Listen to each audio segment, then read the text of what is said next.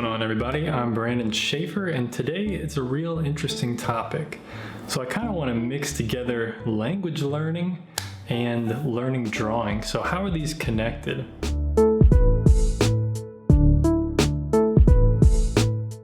So I've always kind of been fascinated ever since I was, an older teenager with like other cultures, the world, social studies, learning language, all these different interesting things about the world and about people around the world. And language was one of them. And I started learning other languages when I was in my 20s, going to college. It kind of just passed the time for me. I didn't really get into it seriously. I was actually teaching myself Japan.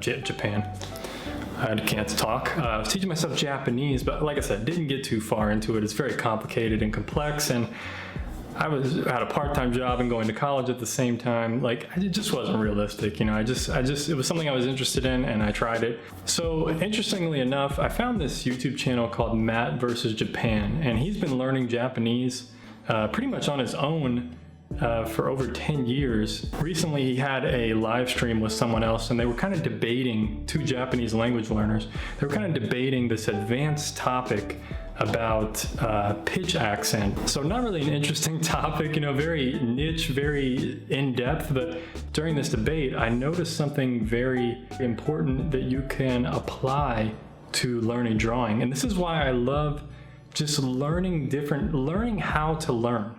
Learning different skills like learning language or learning music, learning piano, all this stuff. You can learn stuff from how to draw and apply it to your language learning or apply it to your music learning.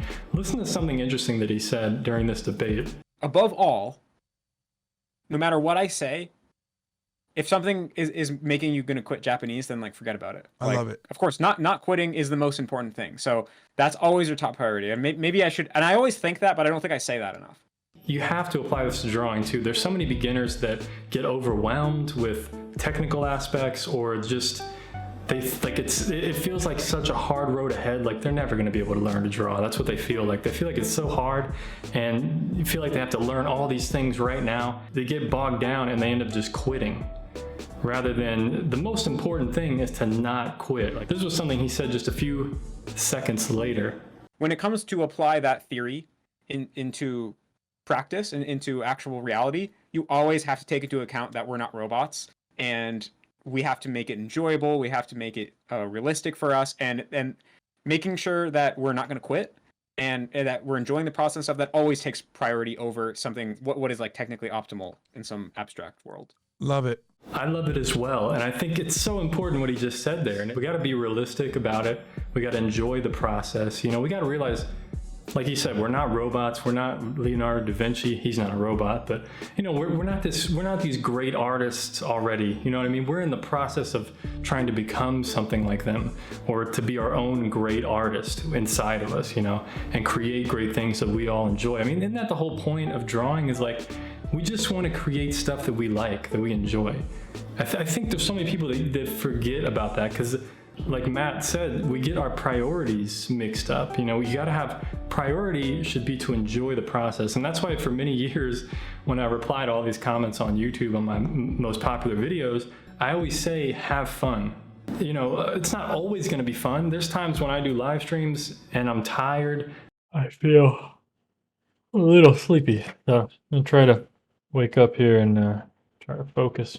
I don't want to draw that day, but I do it anyway because it's a business to me. I have different goals. It's my priority that I need to just sit down and do it and not let resistance control me, not let that urge to just not do it that day control me. I got to be in control, and I got to do it no matter what. So that's how it goes. Sometimes, you're going to have a crappy painting.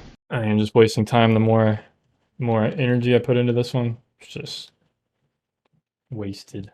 Over the past few years, I've quit my YouTube channel twice. I just give up. I'm like, oh man, I can't do this. I quit painting, I quit drawing, quit my art altogether. I've done it a few times, but I realize now it's not something I can quit. It's part of me, it's who I am, it's what I want to do in my life, and your goal may be different, and that's okay. But whatever it is to you, make sure you don't quit, make sure you be realistic about it, about your process, and enjoy the process. So those are the takeaways for this video. Be sure to hit the like and subscribe button.